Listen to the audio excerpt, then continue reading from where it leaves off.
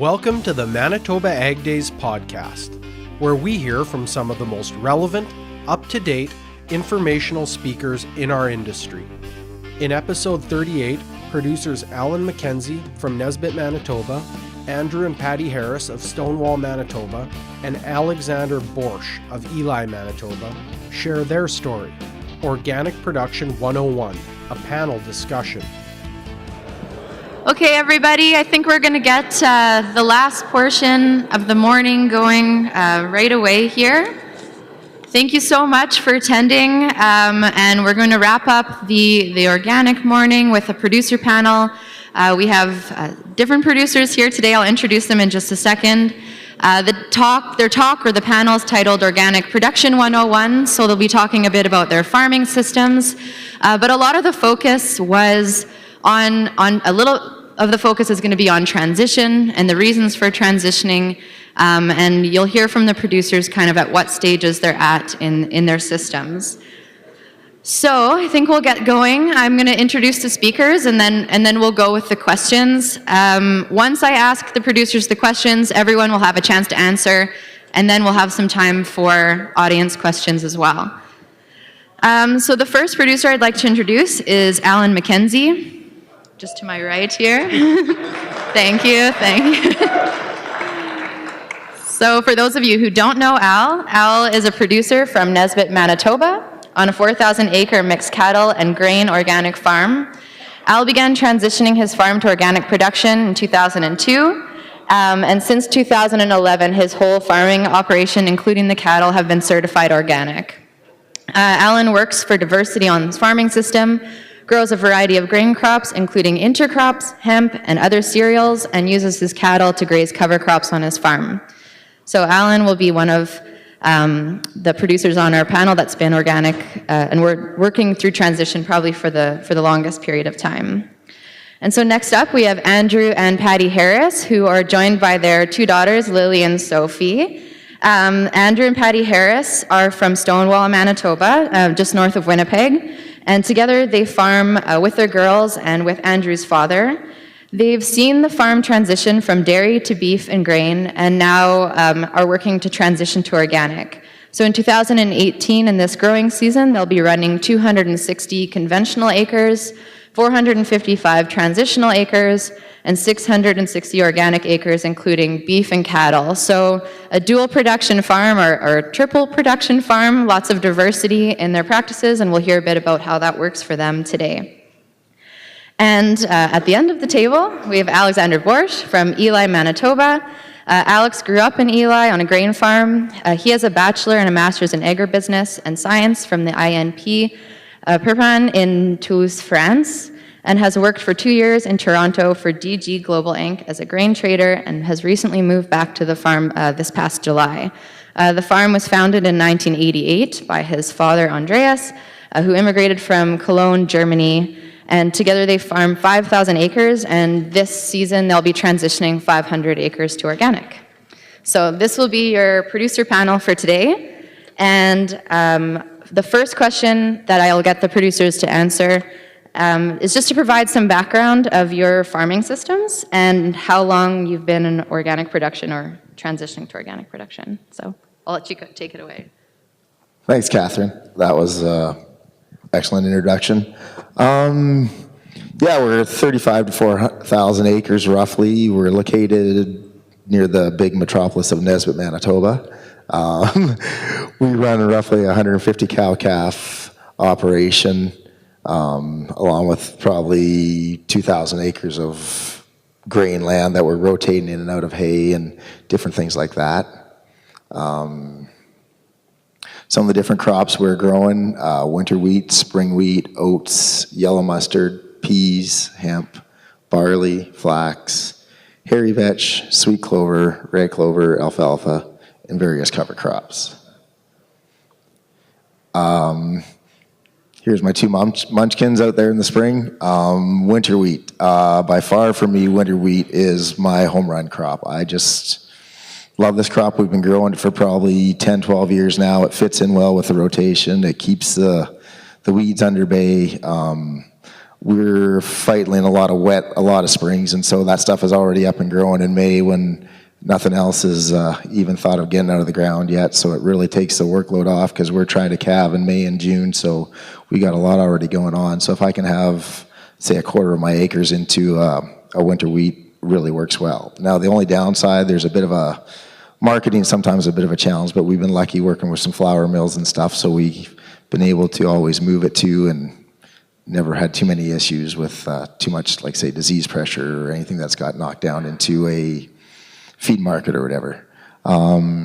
Spring wheat, yeah, it's another good crop in the rotation. It's worked well for us. Our oats, I really like oats. They're just a great organic crop to grow. We've always got yellow clover or something growing with them there too. The hemp, we dabbed into that one there. I used to grow it about 10, 12 years ago and swore I'd never do it again. So it takes about 10 years to forget about things enough that you don't remember the nightmares that you had. And so we got back in 16 again and had actually a pretty good year with it. And then last year was so-so. We might dabble with a little bit more of it there. We're also, the sweet clover here has been another crop that actually works well in our rotation. We like it for green manure, grazing mixtures. We also, on a year where maybe we don't get there in time and the field looks pretty good, we can utilize it as a seed crop too, and we sell some sweet clover. Just gives us another revenue stream there and breaks up harvest and stuff like that. So it's been a real nice fit in the farm and rotation. Yeah, back to the hemp there. When it gets going, it really does good, but it's that initial first 2-3 weeks where it's a pretty wimpy crop, and you really got to pick your fields. It needs the nutrients, and even more so, it needs to have a clean field to start with. So either a good summer fallow plow down or a alfalfa break-in. And peas, I dabble with that once in a while. After listening to Colin, I know the intercropping is definitely a better fit, getting some extra competition in there and stuff. The sweet clover, like I said, the red clover we also grow is usually for a seed. Does give us some options if the plant doesn't maybe come in as good and end up being a seed crop. We can utilize it for grazing. And alfalfa, we always have some alfalfa in our mixtures to keep, say, thistles under control, and with the cow herd, we need to have some in the mixture there. It definitely breaks up things and just good for your land. The intercropping, we've been playing with this for a few years now. This is one of my favorites, winter wheat and vetch. We're actually trying to grow the vetch basically to propagate some vetch seed, and you need to have a cereal with it to have it climb up on. The staging isn't too bad. We have to leave the winter wheat maybe a week longer than you should for the vetch to come in, but it definitely fills in all the gaps there, and you basically end up with a mat. Now, you pretty much have to go to a color sorter when you want to get it cleaned up. It's very hard to clean out of the winter wheat. That's probably the biggest hurdle with it, and you do have to watch for some volunteers the following year. This is another crop I really like, the vetch and triticale. The triticale, it's pretty much a feed market, but the vetch is a lot nicer to clean out of it. Also as a grazing mix, this stuff is cow candy. They go crazy over it. Back to the sweet clover again, it's a nice crop, but you do have to watch sometimes on a wet year. It can kind of overtake things, so we do have a bit of a battle with it the odd year. Worst case, we'll go out and bale it instead.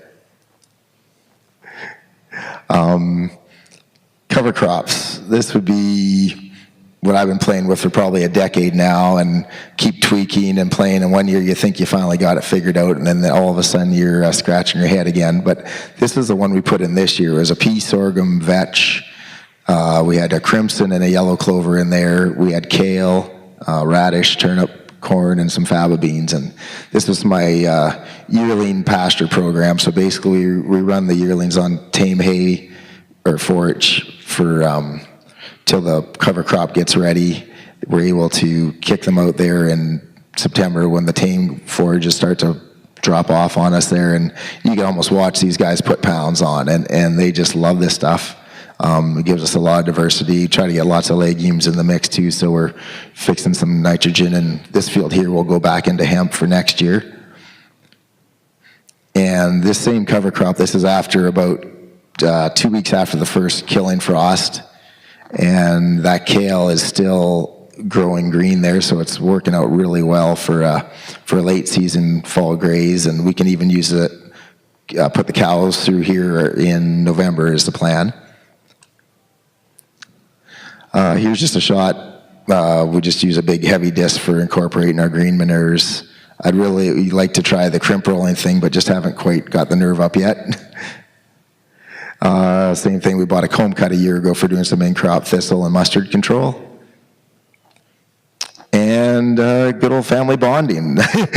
My dear wife Shannon, I put her on the combine there, and she was having some issues with the feeder house plugging a few times. So this was the last time when I came back to find her, and she gave me a nice smile, and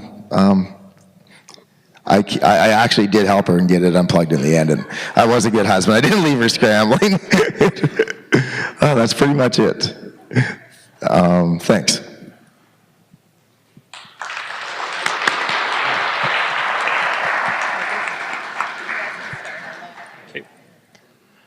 Hi, we just wanted to introduce Sophie and Lily.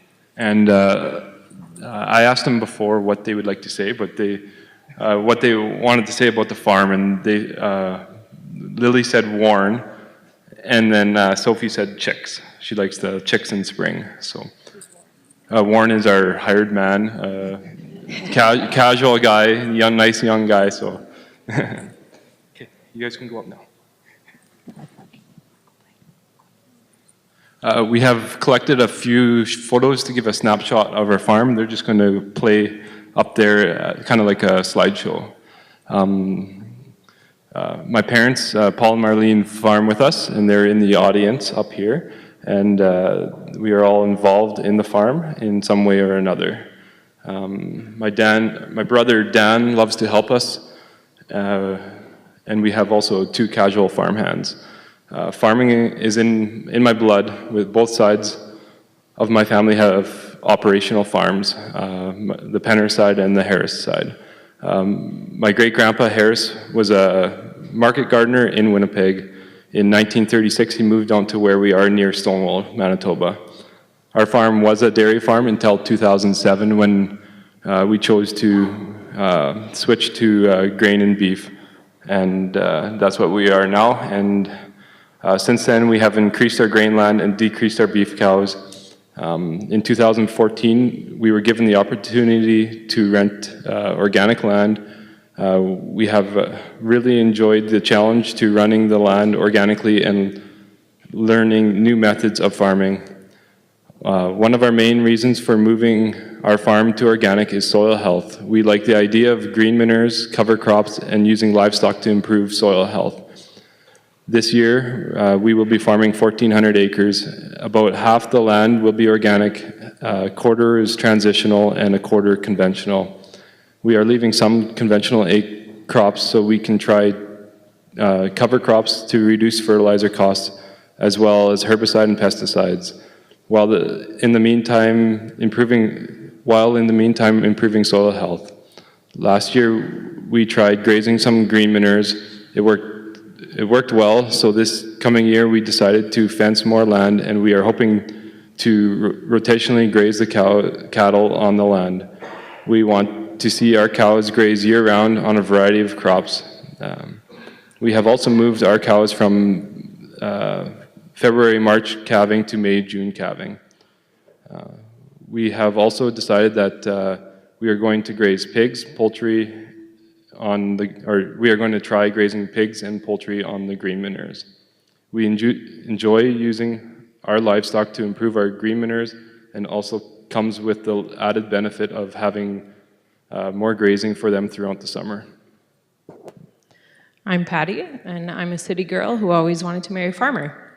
I was born in Stonewall, but grew up in France as a missionary kid. My dad gave my siblings and I a passion for farming because he had grown up on a farm near Merrifield, Saskatchewan. So when we came back to Canada every 4 years, he would take us to a farm, the Harris Farm. After becoming a paramedic in Ontario, I moved back to Manitoba. Andrew and I started dating, and we got married in 2010, and the rest is history. My passion for farming has been increasing ever since. I love the idea of making healthy food affordable for our family and community. We started raising laying hens last year, and I've been selling eggs to friends or giving them away to people in need. We've also raised meat birds on pasture, and I'm excited to share those with our family and friends. I'd like to see a market in our area for grass-fed beef as well as pork, so we're working on that slowly. It's important to me that my community has access to natural foods. I love that we can raise our own food, but also grow cash crops at the same time. I like the interaction between the livestock side of farming and the grain side of farming. I also enjoy the mechanical side of farming. Andrew has been teaching me a lot, and the most recent is welding. So we've been welding our own panels up together, and that's been fun. My favorite season is harvest, because Andrew and Paul are very gracious to let me drive the combine for most of it. So that's the best. We've enjoyed growing many different crops. No crop is too unusual for us. We've grown stuff like wheat, oats, flax, and barley, but we've also grown fall rye, hemp, peas, spelt, and einkorn. This year, we're looking forward to growing clover for seed and corn for weed control. Andrew and I are looking forward to this growing season. The girls are getting older, and we're excited to get them more involved with us. We really see this as our family mission, and we enjoy doing it as much as possible together. I feel like Andrew's the visionary, and I'm the administrator, and we balance each other out.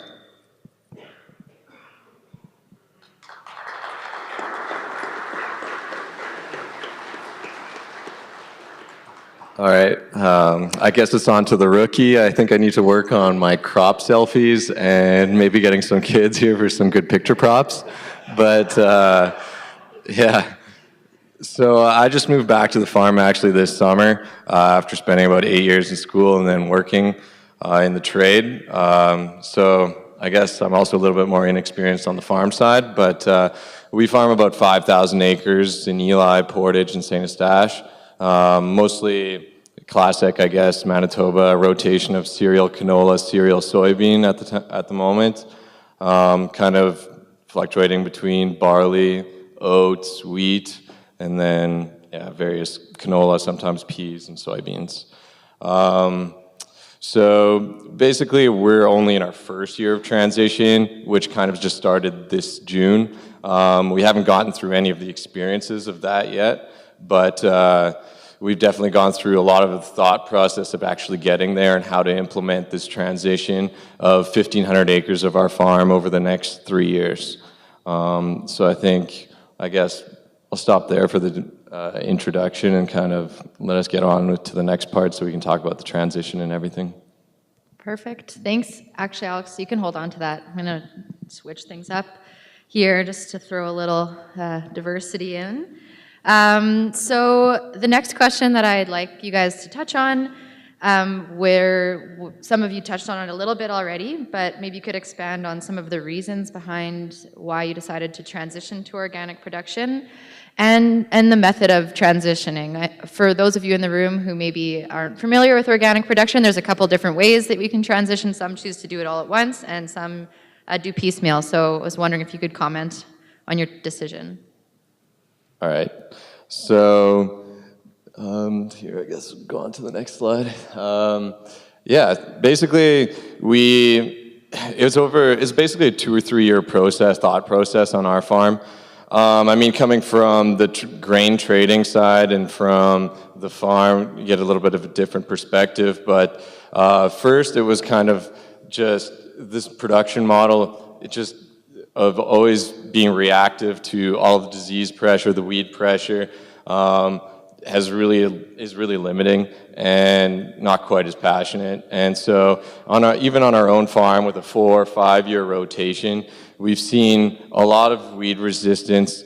Here, it's kind of hard to see where my slides are at, but basically we see it as an unsustainable model. And we've even seen, and we've done tests on some of the wild oats in our fields, and we've seen fields that have resistance, like weeds that are resistant to 3 different Group 1 herbicides, 2 different Group 2 herbicides, and we see the maps coming through the US of just the growth of glyphosate resistance coming. And then on top of this, we see some pretty inspirational things nowadays on soil health, just the living organisms in the soil and how that activity can really grow and help the efficiency of your farm. And so this is kind of linked to the organic side, where a big killer of a lot of these organisms is a lot of the chemicals and herbicides that we use. And so just through that kind of thought process, we kind of thought about going into organic, but then the hammer, I guess, or the nail on the coffin, as you like to say, is just the commodity production side, and how I think going forward, Canada is going to have a harder time being competitive overall in the world. We're seeing a lot of consolidation in the ag industry and a loss of relationship and understanding between farmers and the general consumers. I mean, right now on the trade side is a huge topic of discussion, is just in terms of overall shipping in this shipping year. We've shipped about the same amount of grain this year by December that we shipped last year by September. And a lot of this has to do with competition from Eastern Europe or lower cost production areas like Brazil. And we're just seeing their production skyrocket. And really, they're only getting back to production levels in the former Soviet Union to what they had in the 80s when they were still under the communist regime. And this is only going to get worse because there's a lot of investment in the logistics there. And overall, I think just being a plain commodity producer is going to get more difficult to keep margins up, with our costs rising all the time. And this is only getting worse through the concentration of all of the different trading groups, the ag retailers, the ag technology, biotechnology companies, and you see your seed costs go up, or fertilizer costs go up, and all of our land prices go up as well. And so this whole process kind of told us, we thought to ourselves, well, there must be a better way, a more profitable way, but also a better way for the environment. And that's kind of where our transition started, so to say. And yeah, now we're going to start doing 500 acres a year into transition. So this is the first year of the first 500 acres, and we'll go into 1,500 acres in full production on one piece of land. So we actually have one farm in St. Eustache. That's one farm all together in one group along the river, and which is a little bit sandier soil because we come from kind of the gumbo area of the Red River Valley with a lot of heavy soils. And yeah, so that's kind of where we'll start. And we think that this gradual transition with enough acres, though, will make it economical, but also give us an opportunity to learn going forward and take it one step at a time. Around 2006, I went to a crop diagnostic course at the U of M in Carmen, Manitoba, and at the end of the day, they went around and showed us the organic fields from that Martin Entz was doing. I was really intrigued by what I saw and really liked it. In 2014, we approached friends of ours about renting their land, and they agreed, but asked if we could keep it organic. It reminded me of the trials at the U of M, and after some research, we decided to give it a try. We thought we would take 10 years to transition to help to spread the cost, but after meeting with a business consultant, we realized it was best to go all in. We found out that our conventional crops were at break even on an average year, but the organic crops were above cost by quite a bit on an average year, on an average crop year. As for methods to transition, we have used several. One method we've used is hay. We put lots of fertilizer in the year before starting the transition, then we plowed on the last year of transition, so it is now ready for its first year of organic crops. That way, we still got some income during the transition period. Another method, we seeded a fall rye crop with fertilizer as the first transition year, and so that followed by green manure. Then we harvested a late crop, or then we will harvest a late crop after September 20th for our first organic crop. That way we get a full fall rye yield on our first transition year. On our other land, we planted peas, oats, or wheat without fertilizer. Then we did a green manure on our second year of transition. This year, we will plant our first organic crop on those fields. Our goal is to always have a green manure as our last transition year so that the first organic year can be as good as it can be.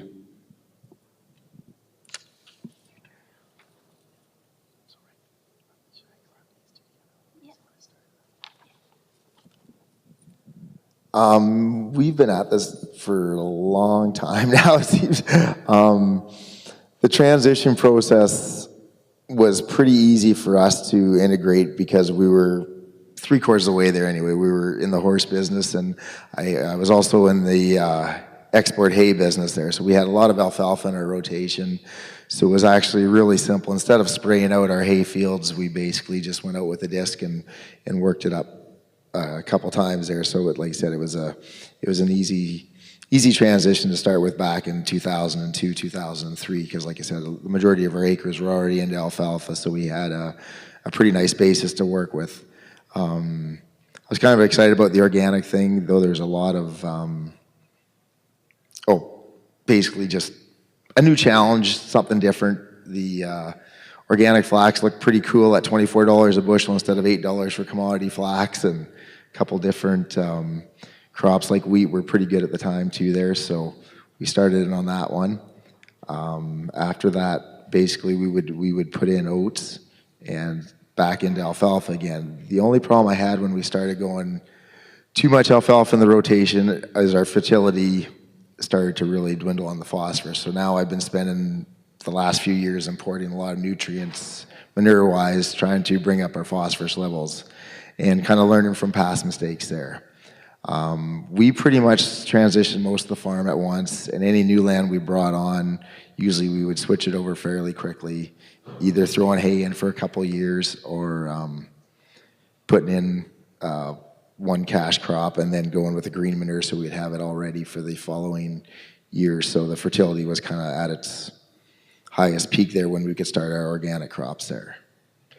We also like to utilize, like say, the cattle into that, and so the cattle got transitioned in 2005, and we started then finishing background on them, and then we actually finished, and now we do sell organic beef to a few different suppliers there too, so it gives us another outlet there too.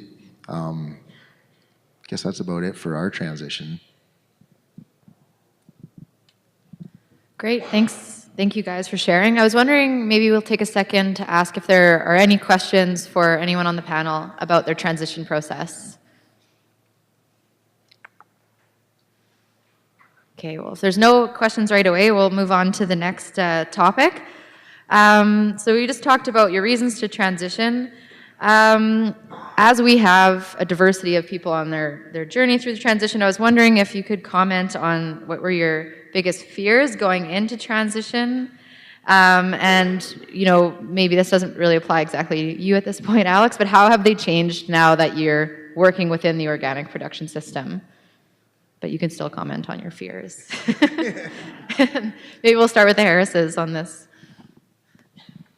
3 fears we had would be money, nutrients, and weed control. Money, like we said, we talked to a business consultant and our banker, and we just found that it was actually quite feasible. But I also think our choices in crop rotation helped with spreading the cost and creating income during those transition years. Nutrients turned out to actually be a small factor. What we're noticing through soil samples is that most of our nutrients We are actually increasing through our green manures, and we're also increasing organic matter and pH, which helps transfer the nutrients. It's amazing how cover crops and green manures change soils in such a short time. We've tried different kinds of green manures. Our favorite is barley peas, because we got a huge biomass out of that one. But this past summer, we tried no-till green manure, as you can see in some of our photos. So we planted a fall rye. In June, we crimped it to create a mulch. We seeded peas, buckwheat, and oats, and it came up really well, but because of our lack of moisture, it only grew to about 6 inches or a foot. So that wasn't tall enough to keep away the weeds, so we actually had to plow it under. But we really liked how it worked, so we're going to try it again. And another green manure that we tried was a big mixture of clover, ryegrass, tillage radish, sorghum, Sudan grass, and forage rape, and we added that to peas. And we thought it really worked well, and our soil samples showed that our nitrogen levels went from 40 pounds an acre in 2016 to 211, and our phosphorus increased from 5 parts per million to 13. So it gives us a little bit of an indication of how well they did. And the third one is weed control. That's a struggle, and I think it will be for a long time. We've heard from many organic farmers about the importance of late seeding. We didn't believe it because we thought the earlier the better crop, the further ahead it'll be, and the better yields. But we're starting to learn that maybe we'll try a little bit seeding later, and that's what we're hoping to try this year, and to see if we can get rid of all those weeds before we seed. And the other option is all these mechanical weeders that we saw through Catherine's presentation, and we're pretty excited about that. A lot of them are coming out of Europe, and I think they are quite further ahead, and we have a lot to learn. So the equipment seems pretty simple, so Andrew's hoping to build his own over the next few years, so we're working on that. This past summer, we got to use the comb cut out of the U of M, and that was a really good experience for us. Our wheat had a lot of thistles, and we were happy with the results after one pass, but we realized a second pass would have been even better, doing it a couple weeks later to get the thistles that came on a later pass. We also tried it on our einkorn. It worked okay, but we had so much mustard, it was quite advanced and very thick that it just kept getting plugged up, and that also would have used a second pass. But we were happy with the comb cut, and that is one piece of equipment that we'd like to either build or purchase for our farm. In 2018, we were going to try row cultivating corn and use that as a weed control method. We're also interested in building a robocrop weeder that would suit our needs. Every organic farmer that I know has issues with weeds, but I think it's important to talk about it and share everybody's knowledge so we can get ahead of them together. All right, I guess our biggest fear at the beginning was kind of the money side as well on the 3-year transition, since we don't have animals. I guess on our side, which I forgot to mention before, is we were looking at just doing a regular cereal crop as our first year of transition, and then doing a full year of just green manure crops or alfalfa. We haven't 100% decided yet. Which then we would just plow down and then go into our organic crop production. But on this side, since we do not have animals and there are not many animals in our area, it's kind of hard to monetize that. But we thought it would be a good idea to kind of kickstart the soil biology.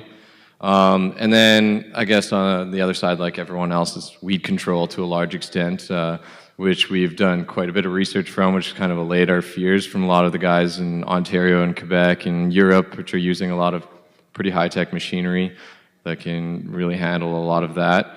And then I guess on my side as well, the other side is good seed sources, like good genetics for actual organic farming that have better maybe ground cover, that are less oriented to growing short crops for less lodging, but to out-competing weeds and growing good quality crops.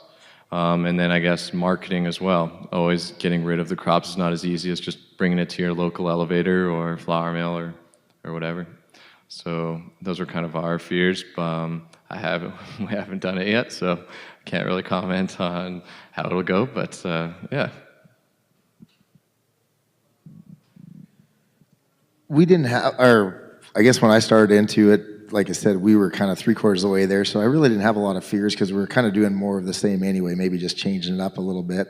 I mean, there's always a typical crop failure or whatever, but like you said, we didn't have to take a year off with no income because we were still selling hay off those acres right up till we tore them up. We would break them up after the second cut and we'd go right back into a cash crop. So we didn't have that year of lag when we started there. Now that we've progressed, we are taking every third year off, and like I said, we're not doing near as much hay either, so it's kind of changed the outlook a bit. But yeah, at the start there, it really, other than for the typical, a crop failure, that there really wasn't a lot of fears. But now it's kind of, as the farm is growing, the stakes are higher. Have a lot more debt to contend with, so you need to make a lot more money just to keep the wheels turning. New crops that we're playing with, I like to try to keep them on a smaller scale, so at least if things blow up in your face, you won't lose a farm trying to do it. And just when I start to think I have a few things figured out and we get a field that works, and then you get fooled the next year there and did the same thing, and it kind of goes sideways on you. The weed control has been a real challenge. Like I kind of thought with the hay and the rotation there, we were doing really well, and then once we started pulling the alfalfa out of there, we're starting to have a lot more thistle pressure, quackgrass a little bit, but definitely the thistles for us, and the odd field of wild oats too. So we might have to start putting a bit more hay back in the rotation there and trying to figure out a better way to leave those nutrients there, because every time you take a bale off that field, there's a pile of nutrients leaving with it. So we're just trying to figure out how we can integrate the cattle back on the land more and not, like say, remove those nutrients. If we do need to use a hay setting, we're trying a lot more to bale graze or bale unroll right on the field if we do have to bale a field, and like I said, not import nutrients onto those fields around at least the yard anyway, because it's costing us over $200 an acre to bring manure in, and by the time we get it spread, so it's not a cheap endeavor either. So you definitely want to be very mindful of your nutrients, where they're going, and anything you can do to leave them there at the start will definitely pay big dividends at the end there. I guess that's about it. I guess one more interesting fear that I think that'll be interesting for the organic sector in general going forward is kind of imports from cheap sources of organic food like India, with cheap soybeans, and Russia with their organic wheat going through Turkey and then into the US. And kind of the overproduction in organic, which I think is allayed by the 3-year transition, kind of buffers that and stops that from happening. But yeah, those are kind of a couple other fears that I thought would be kind of interesting that'll be important for the organic sector going forward. Thank you, guys. I know we're getting close to lunch, so I might just hold off questions for the moment. And I know I gave you guys the questions before, but I'm going to skip the next one. So one of the things that I think there is interest in is the dual production. And I know, Al, you're all the way organic, but at a time maybe you're managing both. And I was wondering if you could comment on how you manage dual production in your farm system. And if there are, what are potential pros and cons of doing this? And maybe Alex just commenting on how you're planning on managing that system. And Al, you can start her off.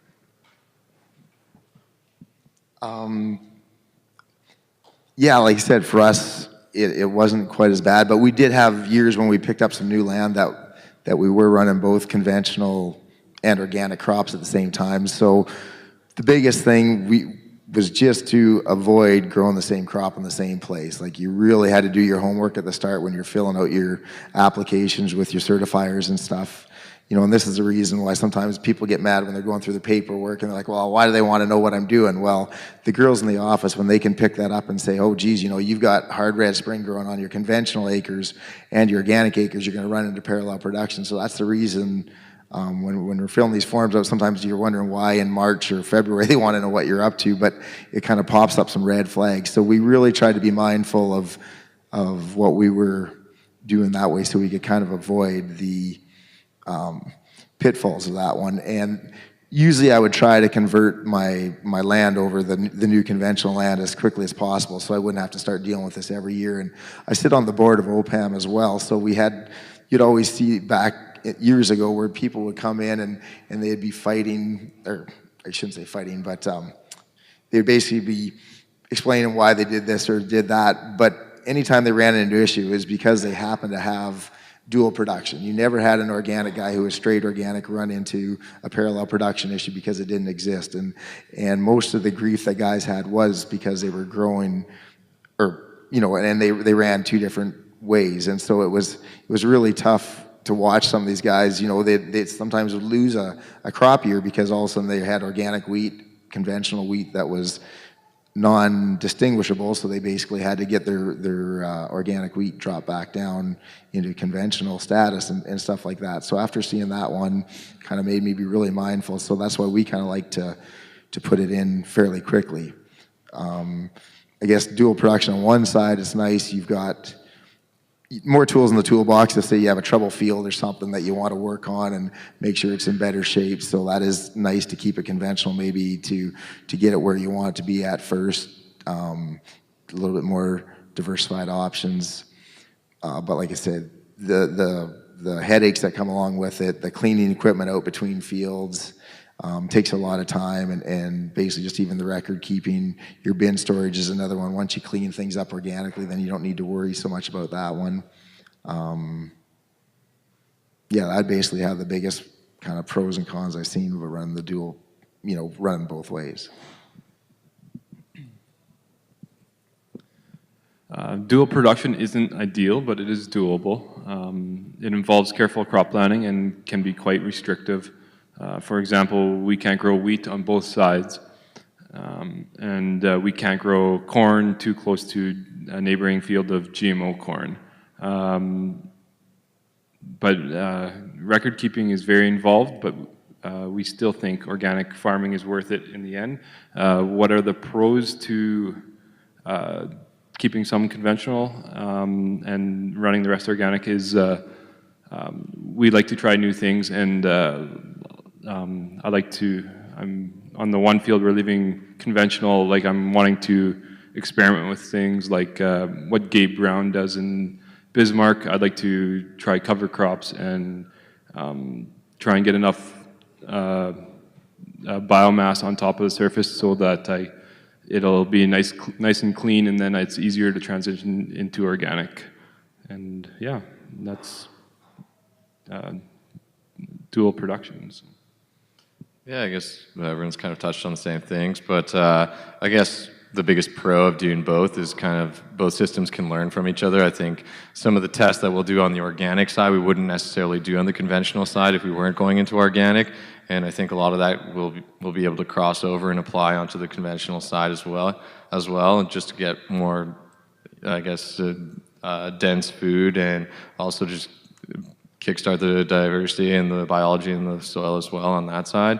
And there's some, I guess, cost sharing as well, like with equipment and some risk management to kind of running both systems. Great, thanks. I'm going to wrap you guys up with one last question, and then we might have time for a couple of questions from the audience, but if not, I'm sure you can catch them at lunch. But since we are right before lunch, I was wondering, this might be hard, but if you could, in 1 to 2 sentences, how do you measure, not 1 to 2, that's ridiculous, 2 to 3. How do you measure success in your systems?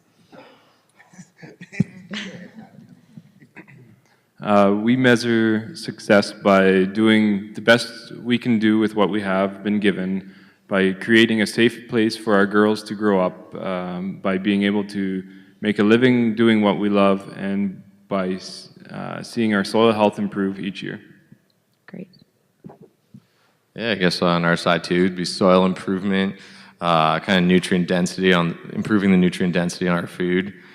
Doing more direct sales, kind of bypassing a lot of the big trading houses and going directly to consumers if possible, and then also just improved profitability per acre.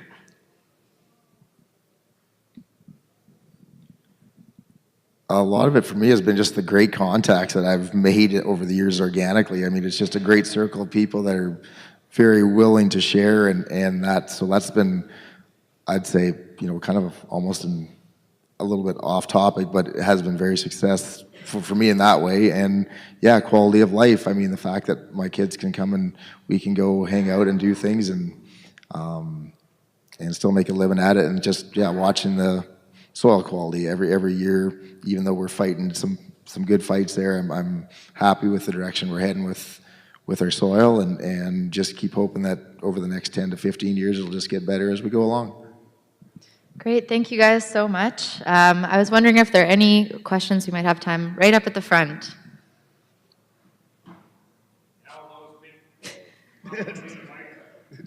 Maybe I came in late and missed it.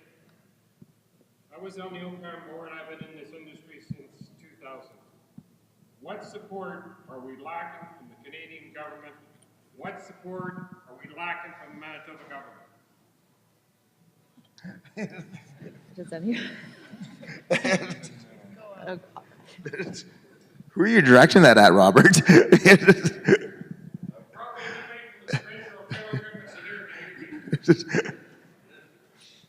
All right. It's okay if you don't have any. I really, we've talked. We have enough production, like information and this marketing. You're on the board. I would say honestly, Robert, one of the biggest things I think is the marketing.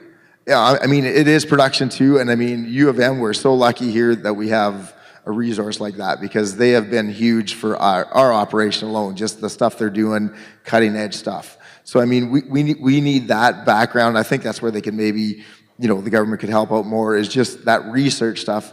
And then a lot of farmers struggle with the marketing one. Organic marketing isn't easy. You don't just drive down the street to Cargill, and then if I don't like them, I go to Viterra or whatever. So, maybe that's something where the government could really focus on. I think those are probably two of the bigger items that we've talked about, kind of sitting at the table sometimes. As far as the feds, I guess the other thing is, from on the board level, we're looking at every few years they're rewriting all the rules and regulations basically, and that's one where I think we need the feds to step up with that one. That's kind of their department, that these organic regulations, they got to have some teeth in them, sort to say, and you're looking that they're gonna, I think they expire in 19 or something like that. And the Americans and the Europeans, that's one thing that their government looks after, and Canada's still kind of waffling on. So I would say for the federal government, that's where we really need them to step up, is to at least get that organic standard so it's comparable to everybody else's and accepted by them. Because if without that one, we're dead in the water. I just have to say, like, the demand is really high for organic products right now, but the biggest issue is we have to grow the processing side as quick as the producer side. We can't grow one faster than the other. Thanks for tuning in to the Manitoba Ag Days podcast. We'll see you next year from January 22nd to 24th, 2019.